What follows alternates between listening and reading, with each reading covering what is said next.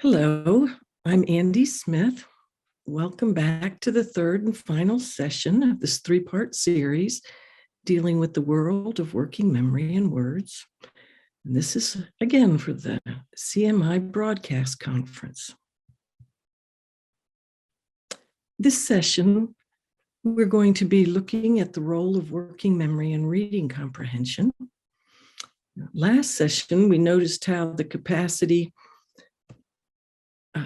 to hold in mind what we have silently read or heard others say is part of our verbal working memory, and that those with limited working memory capacity frequently don't comprehend what they're exposed to, what they hear, what they see, what they read as easily as others. And we have gotten an overall view of working memory capacity as part of these cognitive abilities that we use to manage our lives and to plan and to self-regulate. And so we've only been able to really just touch on these things. I wish I could have gone into a whole lot more, but at least you have an idea of Lee and Leah, and they have poor hindsight, they have poor foresight. And so they're going to have challenges managing their lives. They're going to have challenges planning, things that are time sensitive. They're going to have problems with self-regulating because they get stuck in the immediate and they get stuck in the now. And so the big player in working memory capacity that's on the scene that we've been talking about is ADHD. And so we have to understand that as a delay in the development of the brain's management, the frontal lobe system. It's not something somebody chooses. It's something that you have to steward. And it's well for us not to get into the framework. We have to get away from this idea that, oh, you either have ADHD or you don't. Like, my leg is amputated or it isn't. I have a laceration on my shoulder or I don't. No, it's much more of a dimensional disorder. There's a cluster of human traits, and these traits exist along a continuum.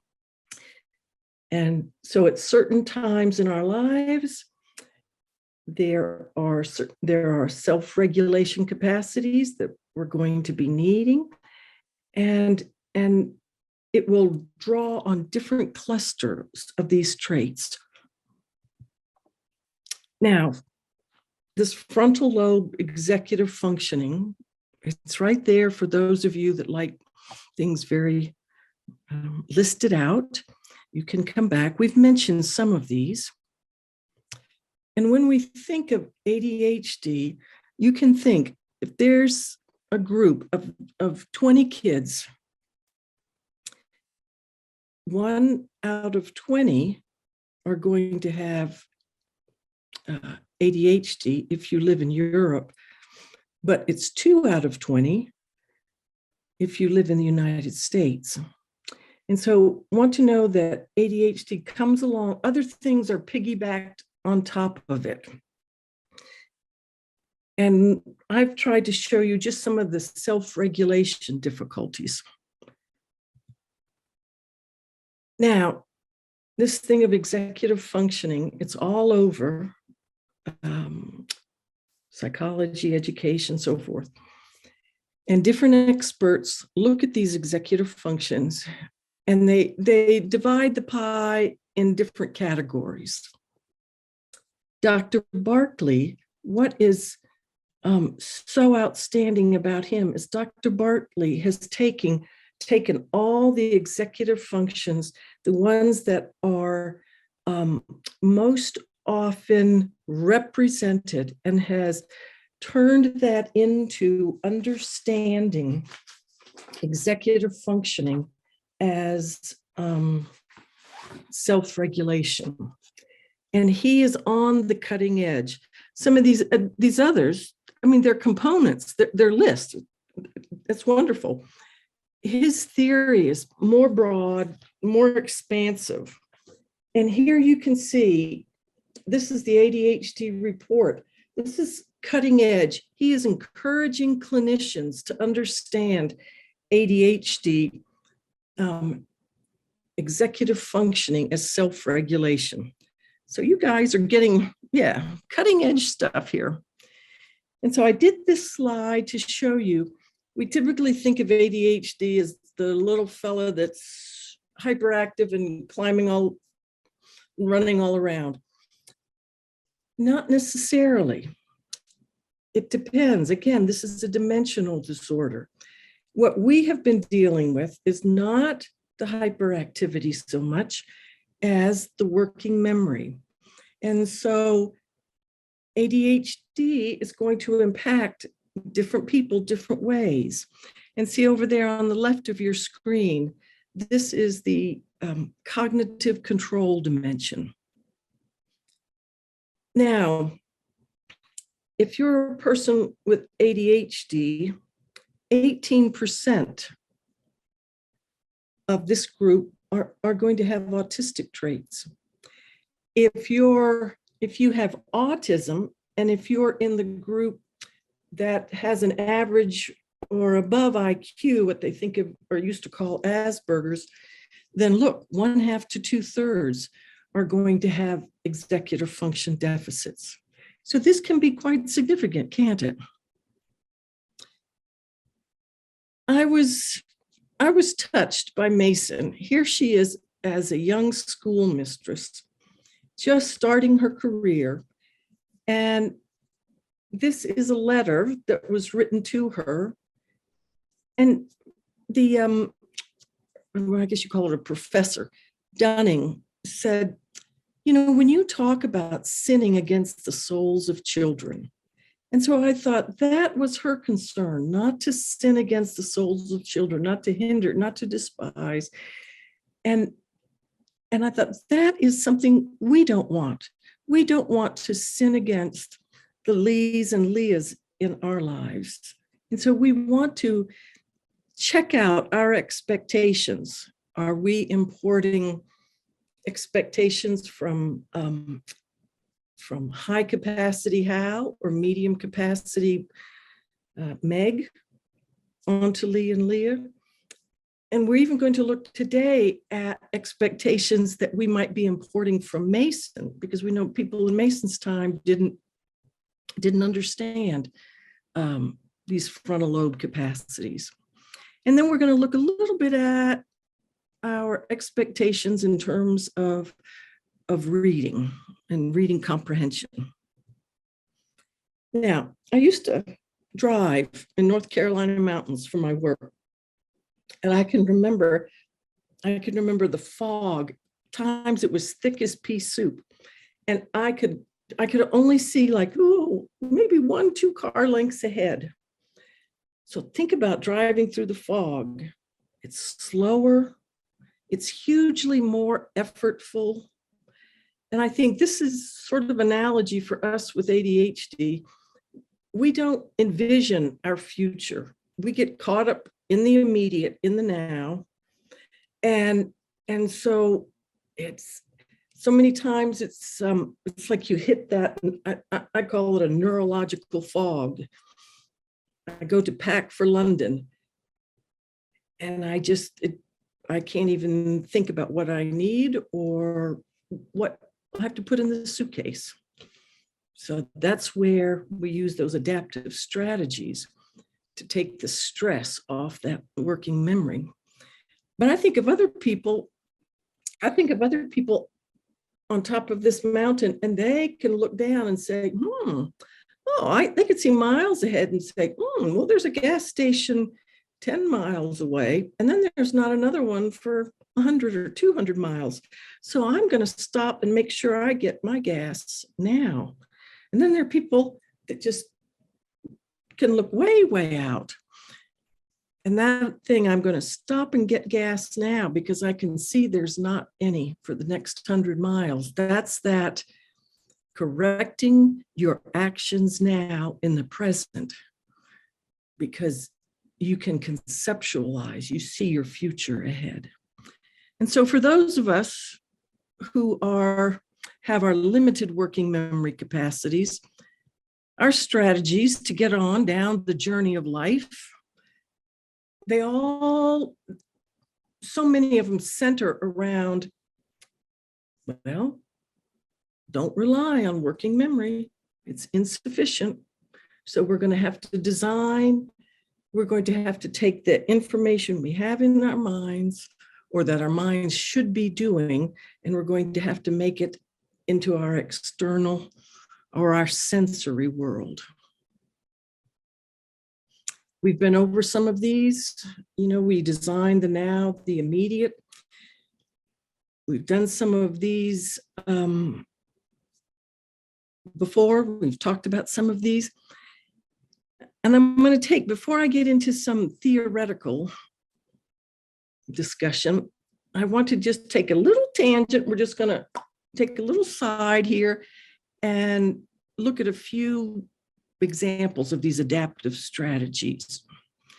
Break down multiple step responsibilities into doable tasks. So if you think of your working memory or your executive functions as what nags you to get things done, and is it the adult that's going to nag? Is it your own internal? Or we're just going to transfer that out to the external world. So the list becomes a nag. You can break down any routine like that. In the ADHD world, for every job, every project, anything that you do, make it explicit.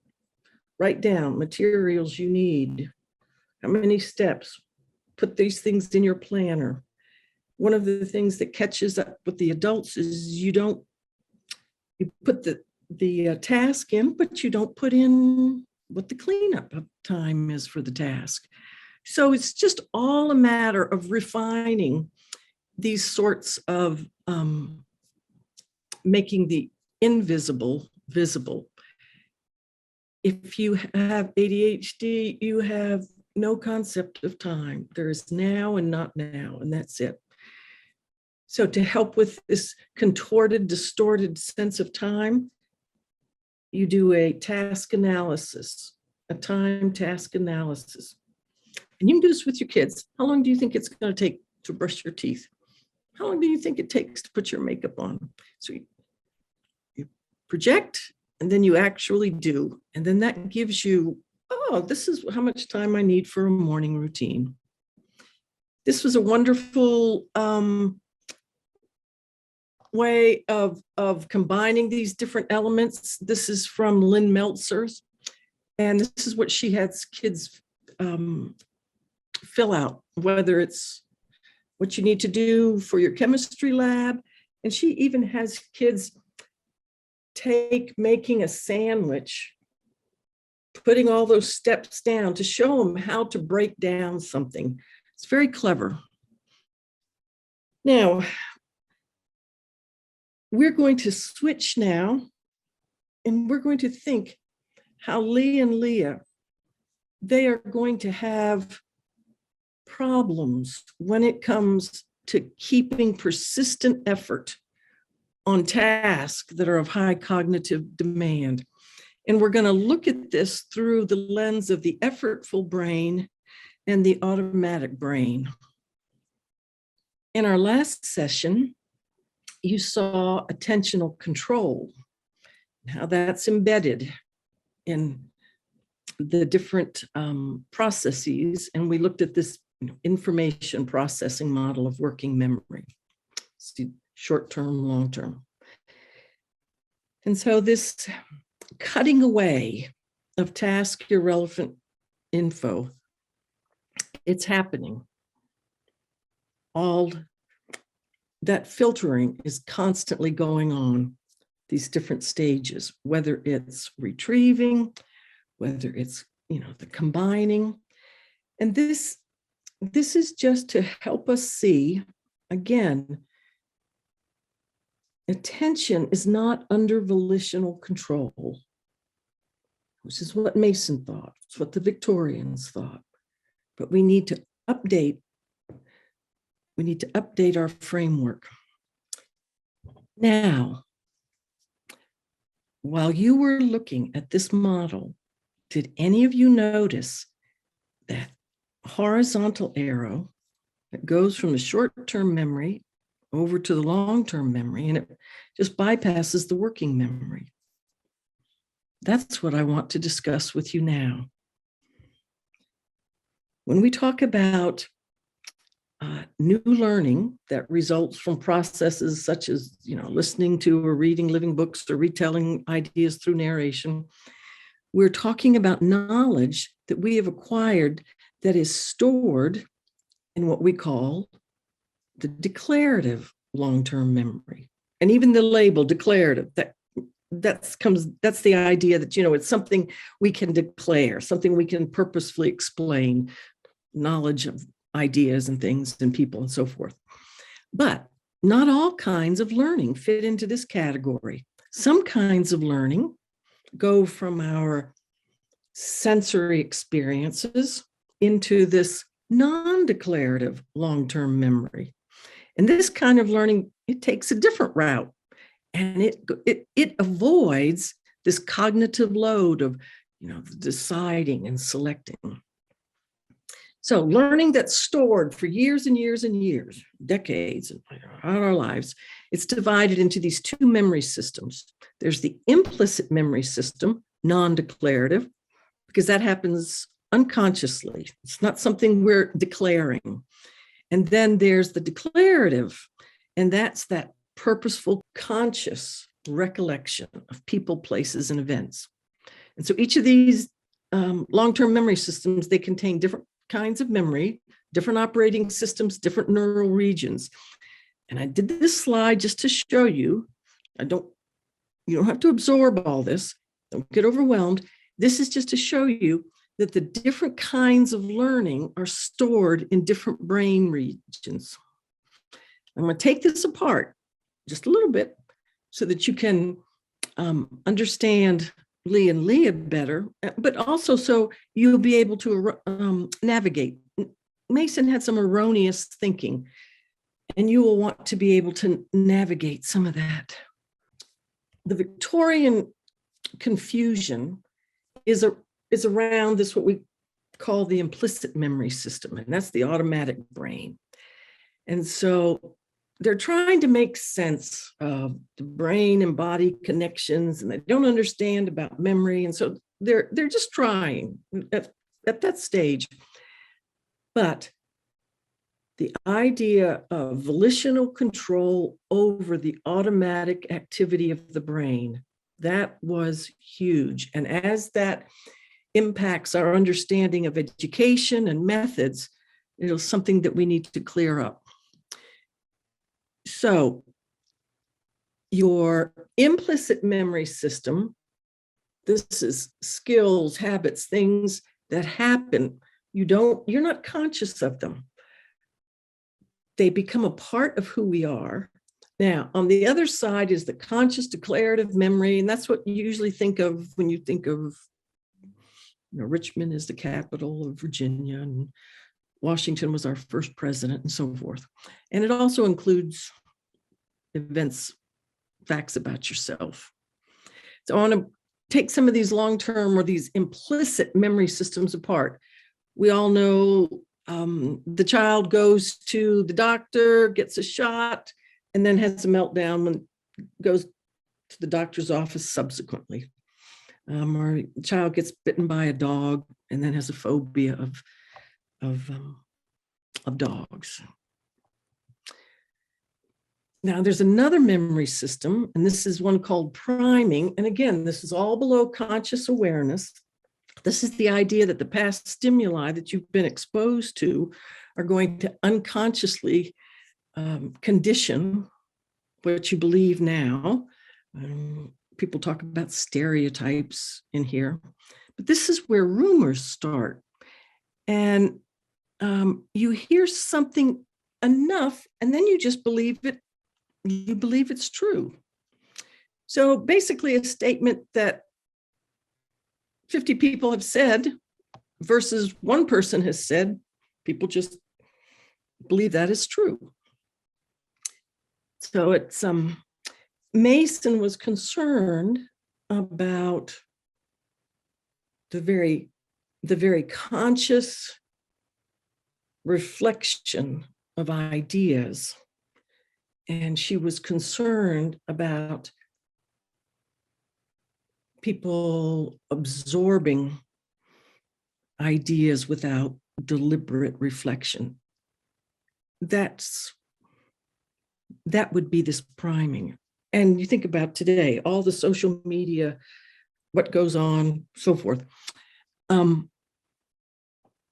have to tell you this, understanding the impact of priming is one of the reasons I decided, well, I better give you guys a lot of current research to help you adjust your expectations about Lee and Leah and their habits of attention. Now, this is another memory system, one we rely on all the time. Work, home, school. This is where habits are developed through practice. And doing these things doesn't take all this conscious, purposeful effort. You learn to keyboard, you learn to write cursive, learn to ride a bike, so forth. When you do all that, then you do it effortlessly, automatically. This is where routines are stored, experiences that involve a habitual response. And it's not just motor experiences, motor skills, but it's also perceptual skills. And it requires the practice over and over again. Now, Mason saw, and people throughout history have seen this memory system. And she talks about the habit of involuntary obedience that happens with the body. One must, before all things, have practice. And she even mentions the typewriter and the bike. One must have got into a way of working it involuntarily without giving any thought to the matter. That is right on when it comes to skills and habits. So when we think of the effortful brain, the executive brain, frontal lobe versus the automatic brain, we say, oh, yes, what Mason and others were seeing is that implicit memory system works fast, works effortlessly. It's without our awareness in comparison to the cognitive weight of deciding. And using the procedural memory system, that saves the weight of decision, right? And when we use this system, we don't have to deploy the executive brain to figure things out, to make decisions. So here's ADHD expert Dr. Hallowell saying, I train myself like a dog. When he was talking about his keys in the same place. That's this long-term memory system. And if we talk about habits in the context of this memory system, and it doesn't make a difference if we're Lee and Leah's or Mike's or Meg's or Hal, it benefits all of us to have consistent routines. But it is especially important for Lee and Leah because they have limited executive capacity anyway. And so when they get to be adults, they're going to if they go to talk with ADHD coaches, they're going to talk about how you build rituals around everyday tasks, because you're not having to deploy the executive energy, executive system. And I was thinking, ADHD coach Eric Tivers, what he says, he has the same thing for breakfast every day, so he doesn't have to decide, doesn't have to use executive energy for breakfast decisions. All right, now what I'm going to do now I'm going to show you the error in Mason's thinking. And when I identify these errors, I think I'm right in line with her advice to use the science of our time to think for ourselves. So Mason's error was that she could see high attentional control that was needed. She could see cognitive processing, what we think of as, deeper or higher order cognitive processing.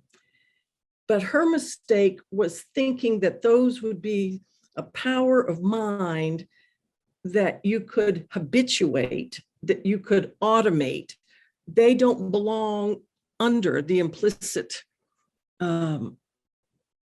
non-declarative memory system.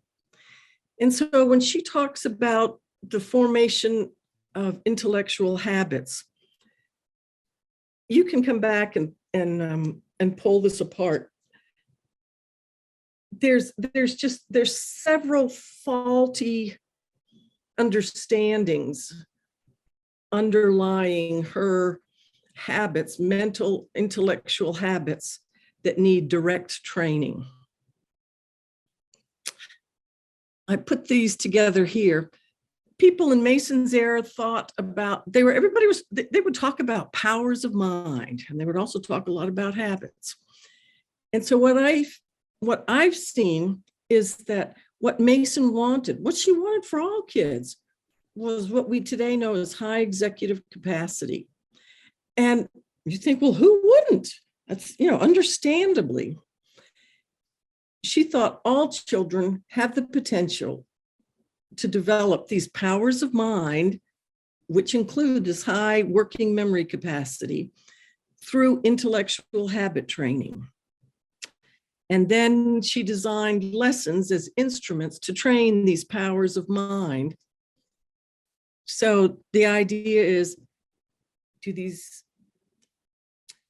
these lessons are not going to produce the high capacity Hal, the barrister that we had talked about in the first session, that here's a meandering story and can discern and filter out all the important points and get to the heart of the matter and zing it back with clarity. Lessons are not going to take low capacity to high capacity. They're going to optimize whatever's there, and Mason's the best for optimizing. In her view, there's also this understanding that high cognitive control can be developed through the training of the will. And she also described high working memory capacity as a natural capability of a child's mind. So if you read Mason, just realize that this is there. So we're going to look now to our current scientist to help us understand, how do I adjust my expectations? This is cognitive developmental neuroscientist Adele Diamond. She's tremendous. She says working memory is critical for reasoning and problem solving, for they require holding lots of information in mind, exploring their inner relationships, and then perhaps disassembling those combinations and recombining the elements in new ways. So when I see Mason talk about ideas are required for the sustenance of children, it's like, yep. And the mind does for itself the sorting, the arranging, the selecting. You go, doesn't that sound a whole lot like working memory? Now, I do want to mention to you Mason's utter brilliance in the power of the story. What the narrative does is, here is your heavy cognitive load over with the declarative memory system, how you process what you do in learning there. There's an automaticity to the implicit memory. The narrative, because it has the mirror neurons, there's an automaticity in activating the, some of the episodic memory. You go, oh, that's unfair that he did that. And you remember when you were treated unjustly and you're ready to fight this cause. So this ability to inhabit the story, to be lost in time and space, there's an automaticity to that. And it's just bloody brilliant. Okay, so when we talk about the management center, the brain's heavy duty, executive, effortful versus that automatic, the frontal lobe does the heavy lifting. The other three lobes deal with sensory information, processing it, storing it, retrieving it, so forth. Now watch what happens. Even though she didn't have the science to sort it, she intuitively understood this thing of the executive brain, because she thought, okay, we need to make sure that we set kids up with shorter lessons. So the executive brain is the self-regulation tank. And we need to vary between disciplinary and inspirational subjects. So what she's doing is it's so clever, so intuitive, so brilliant, is you're going from the front of the brain to the back of the brain, from the front of the brain to the back of the brain in terms of managing energy. And I'm going back to, this is Larry Squires. He's the neuroscientist that discovered, or that got all these systems finally sorted. But to think of the the non-declarative memory system, even though it's below our awareness, it's a fundamental part of who we are. And so you think about people like Arnold Palmer, all right? How much work and learning went into perfecting his golf stroke, or Michael Phelps with his swimming, or an artist with their painting. So their energies and their talents are not absorbed in these heavy executive processes. And so to think of Mason, that she could see the necessity for a feast, and how much, if you look on a regular or a traditional school day and you think how much of that day is taken up with cognitive load, with cognitive demanding task, there's a good amount. You look at Mason's day and you think there's handwork, there's music, there's art, there's nature journaling. I mean, if there's folk dancing, so forth, how much, sorry, I could go on. I think it was brilliant. I think it was brilliant. And so even though children might be struggling with working memory and cognitive load, they still need these other things that are part of the curriculum, the arts, so much they need so much else that is not for the fullness of living. Okay, so let's look at these tasks of high cognitive demand. Now, thinking about that car in the fog, and thinking about if you were on the Blue Ridge Mountains and there's no fog, you're just puttering along, and it's driving is pretty effortless. And think about driving in fog, heavy fog, and the attention it takes for you, because it is effortful, it is absorbing, and it can actually become very exhausting. So when we look at language, we look at reading comprehension. Here's Dr. Diamond. Working memory is critical for anything that unfolds over time. Here's time popping up.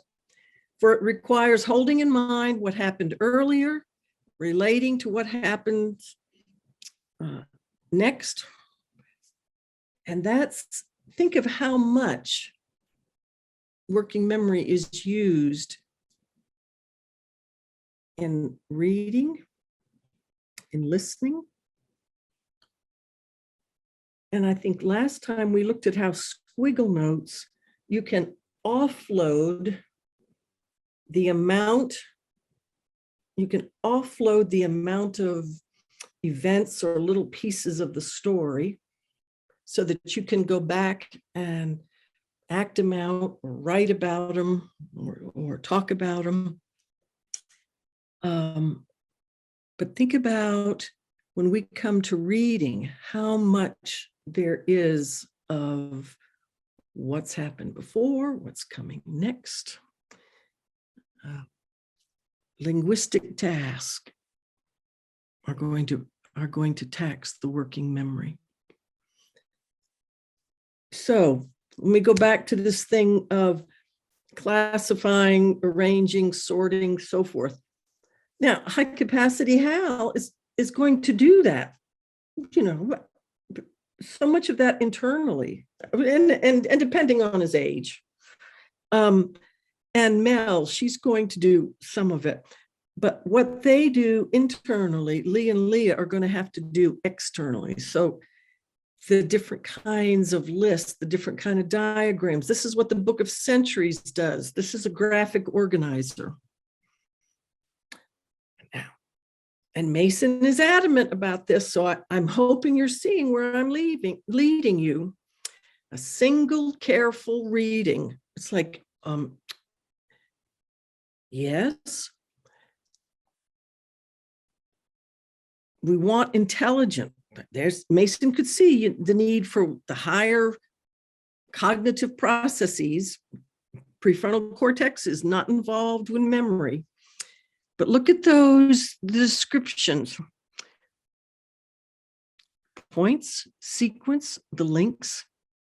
After one careful reading, that's high capacity Hal right there. It's a power kids are going to acquire with great ease if they have, if their starting point, if they have sufficient working memory. She talks about other ways of using books. These are more explicit, they're more external.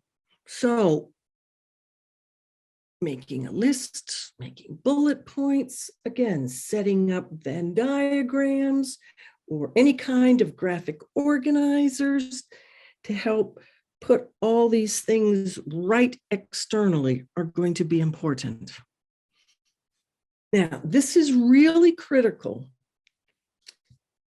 This is from a study, 2018. It was the first study that fractionated. There are parts in the construct of working memory. There's the visual spatial, and they call it visual spatial sketchpad. And then there was the phonological loop, and that deals with language. So that would be your nonverbal, your visual spatial imagery system. And then there's your language, phonological loop, your verbal working memory. And so Barkley just makes it easy. He just calls it nonverbal and verbal. But in another model, there's they bring this into what they call the central executive, a guy named Baddeley. But look what happens in the central executive. The central executive is what is impaired in ADHD. In other things, dyslexia or dyscalculia, those, it's different spots. But this is what happens with ADHD. Determines the relevance of the read information. That's no surprise. Updates.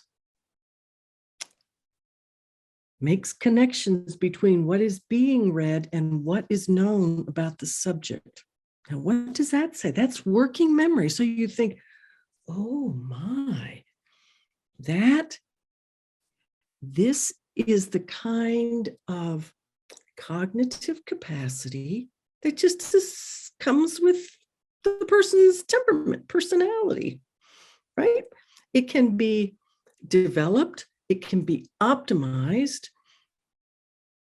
But remember, the heritability is 0.7 to 0.9. So the impact of the environment is not all that super duper much. Now, this is for you to come back to and read it another time. This is Dr. Barkley talking about working memory and deeper comprehension. To hold, I'm going to read the red, to hold multiple pieces of related information in our mind. That helps us to connect the dots. By doing so, we can see the larger meaning of things, the plot that is unfolding in the story, the various characters that might be involved, the sequence over which the plot is taking place, the larger context in which all of this is happening. In other words, deeper meanings of complex things require that we keep all these different bits of information that we've heard, things that we've read. We have to hold them all in mind to really understand it, to see there's inner relationships. If you can't concentrate as long as others, if your working memory is poor, if you can't hold things in mind, and then distraction shatters this limited ability anyway, you are not going to get as much information as others out of what you see and hear and read.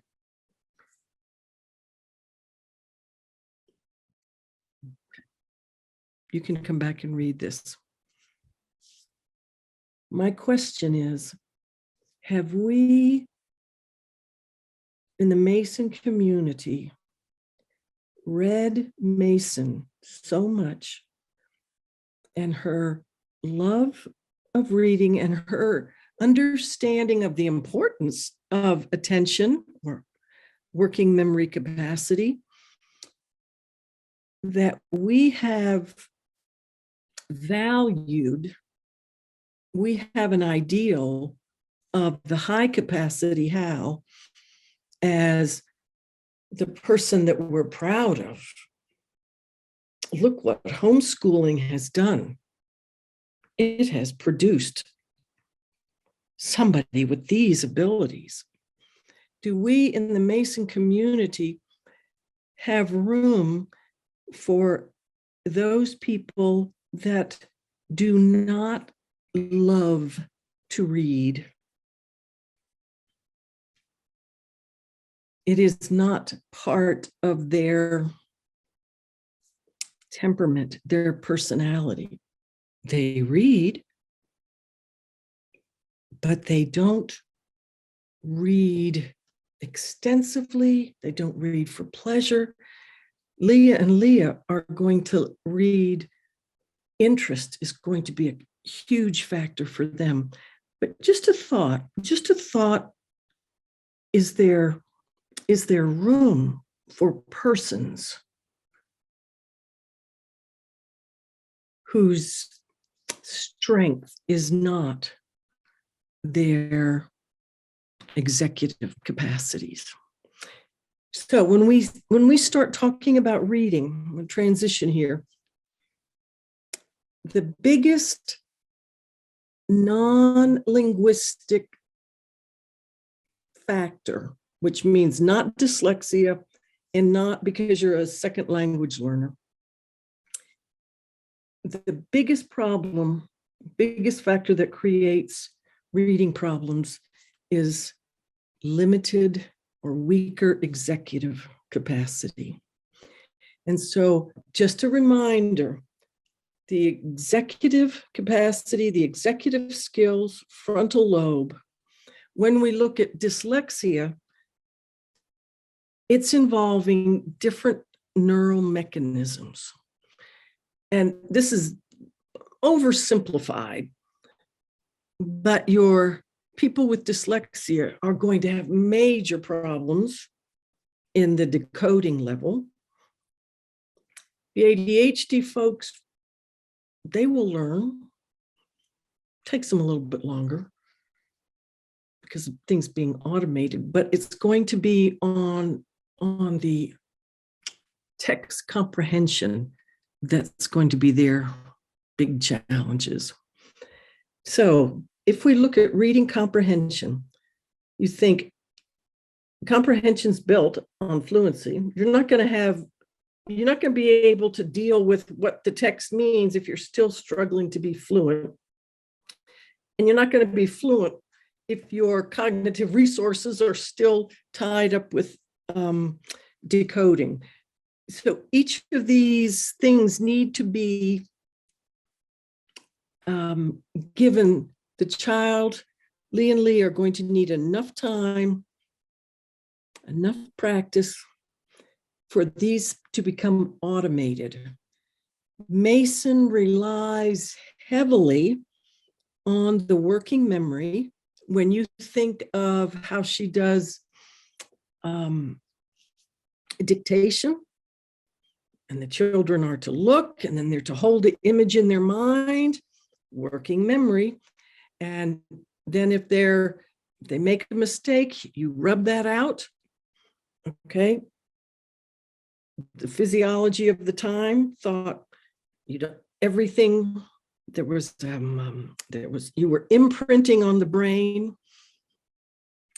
So that is a system that requires significant or at least medium working memory. These kids are going to need more time, but they're going to need more explicit instruction. I'm going to let other people talk to you. They're going to be at the conference. They'll be telling you about the kinds of programs and so forth. So comprehension depends on fluency. You don't want the kids' energy. You don't want their limited resources being targeted at these more mechanical processes. A key to building fluency, research is pretty clear about this, is guided oral reading practice. Might not be typical in the Mason curriculum. So what you need is there needs to be lots of reading practice, lots of reading opportunities, 15 to 20 minutes a day easily, where the child is reading with the adult, follows along, it's going to monitor the child's reading gently, but consistently. Is going to correct those errors. That is going to help build the automaticity.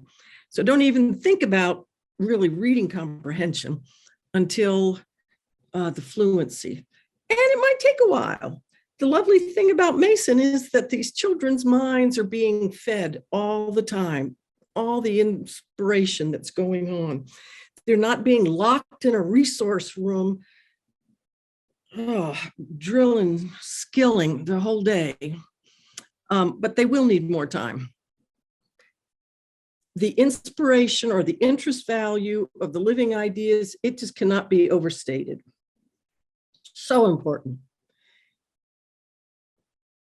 History is the pivot of a curriculum, moving chronologically through. That's going to help kids make connections, which is going to foster comprehension. And when you just think of it, just plain old natural conversation about what you've read, that's going to foster comprehension. And in the Mason paradigm, you have the reading, you have the narrating, You have a grand conversation. So what limited Lee or Leah doesn't catch themselves, then they've got these subsequent opportunities to, oh, I hadn't thought about that. Oh, yes.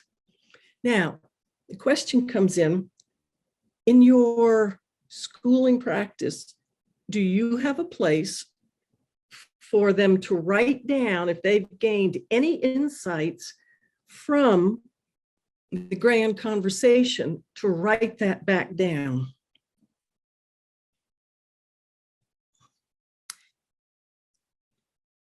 This is something I haven't sorted. I don't know, Carol and I have talked about this. And that is, what are our expectations? And I'm going to throw some questions out to you. Mason talks about kids having ideas, being able to get the ideas that they need and then decide, reject or accept, right? Do we sometimes mistake a very shallow comprehension for, well, those are the ideas that he got, so that's all that he needs? You think, you need a certain amount of understanding or processing to be able to accept or reject ideas. It's just it's in terms of choices that people make for, your individual child and so forth, individual student. I think, let's see. Yes, we have to be careful that we are not promoting shallow habits of shallow reading, where you just skim the top. And especially if we've left the child alone, say, this is your task for the next 20 or 30 minutes. And it's all just very surface. At the same time, I think, well, sometimes don't you listen to stories? Don't you listen to a fairy tale? Don't you read things just for the plain inspiration? So I haven't sorted all this. It's just some reflections. Now, I think sometimes in the Mason community, we get this idea, well, if it's the story, then the child's going to be able to narrate it. And if they get a little bit older, you think, okay, sometimes now we're going to have to start dealing with texts that are denser. And especially if you move into some of the sciences. And I know Catherine Forney was telling me how the professors that deal with science were telling them that the lab sciences become important. It's not just I'm dealing with the narrative. So you want it to be as narrative as possible, but it's going to take some effort. And what I was doing, I was originally going to show you a blog that I read and what I had to do to make that blog accessible to me. And then as I was preparing for this, I thought, oh, I'll show them what I do. All right. I was reading, I'm one of those geeks that likes to read all about the neuroscience. High interest. All right. There on the top, I just did a cut and paste. When I initially look, I go, ooh, something looks important. It's like I get a glimpse. I think it's important, but I can't get to it. Making learning visible. So what I have to do is I get out all the clutter. Then I have to start formatting. This is what some of the things that what Mason was saying about how to deal with books, but even something that's in a sentence, like the critical roles, attention, cognitive processing, and so forth that you see. if the items are listed in a series, then I have to put them down, even if it's one sentence, I have to format it because I can't get to it otherwise. I cannot get to the to the flow of thought. I think, it's important. I think it is. And so then I format it again. And what I did with this is every time I did something, I just took a copy of it to show you the processes that I have to go through. And then I have to, create categories. It is effortful. And then that's the final distillation of the couple paragraphs. Now, no doubt this is intensely dense, but that is just a peek into what those of us with limited working memory have to do to make things accessible to us that we can understand.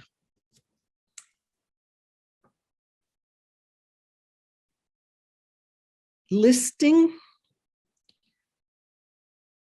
sorting, classifying, underlining, highlighting. The squiggle notes are another method of drawing attention to what you think is important or to processing something. And you have a running list of your squiggles to go back to. The idea is it's effortful. Now, I do have an ulterior motive. We'll wrap this up. I'm going to show you this.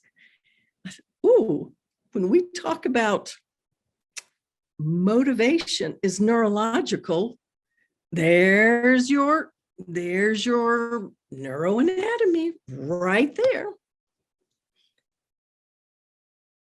I would not do this level of trying to understand with subjects that are not interesting to me. Reading Jane Austen drives me nuts. It's like she doesn't get to the point, woman. And so I had to look, have I imported a Charlotte Mason ideal that I should love reading all kinds of literature, all kinds of poems, all kinds of living books? I tried to make myself read. I thought, I should understand children's literature more.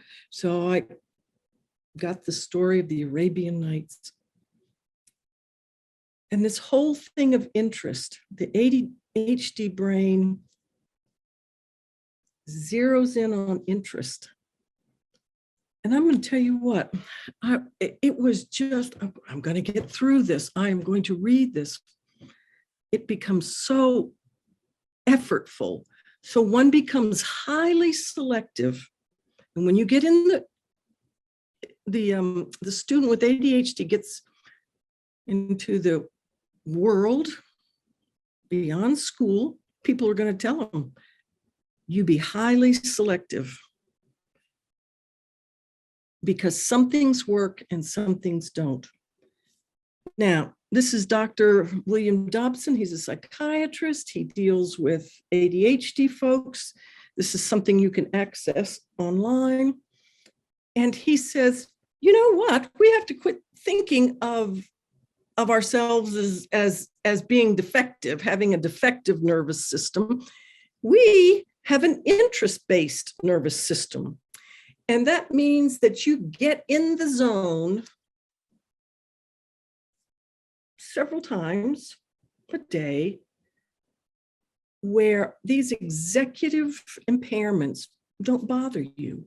So when patients come to him, he tells them, for a month, take a notebook, take a recorder, and every time you're in the zone, you write that down, you bring them back, and we'll see what are those patterns that emerge that show when you are functioning without impairment. Then they create an owner's manual. I just think that's brilliant. And I thought, that's what we're doing with our children. We're helping them to understand what it is, how they are made, where they are in the zone. Now, I want to mention to you, I was listening to Eric Tivers, the ADHD coach. He was interviewing this lady, and he said, well, we know motivation is neurological, so I'm going to tell you how I used that when I was in school. I don't know if it was undergrad or graduate. He has MSW. And he said, we know how hard writing is. I went to my professors, and whenever I had a writing assignment, I negotiated with them so that I could get an assignment that was something I was interested in. He said it was the best informal accommodation. His comment was, we know how hard writing is. He said, I'd rather scratch my eyeballs out than have to write. Writing puts a huge demand on the executive capacity. So when you have to make choices, curriculum choices, think about interest. And then lastly, I want to tell you about Dr. Diamond. There is an article, and there is also an hour-long webinar. She is brilliant. She is this wonderful advocate for the feast. She's don't just confine your confine education to what we think of as the academic subjects. And she's talking about how these different activities help the executive functioning of children. Mason had Swedish drill in her day, and now there's Taekwondo and martial arts. Mason had Sloyd in her day, and she says wood carving, woodworking it helps children with their inhibition, it helps them with their attention, it helps them plan. She mentions folk dancing. I mean, it is absolutely wonderful. I don't have time to go into it. So our limited Lee and Leahs have a place in this world, whether they are adults, pardon me, whether you are an adult, a Lee or Leah, whether you have children that are Lee and Leahs, there's a wonderful place for you in this world. We are born persons. And so learning, gaining that self-knowledge so that we can have these strategies to optimize our self-regulation so that we can have this self-acceptance. This is the journey that I think you are on, that I hope these presentations have helped you with. So thank you very much, and all the best to those of you who have the Lees and Leahs in their lives.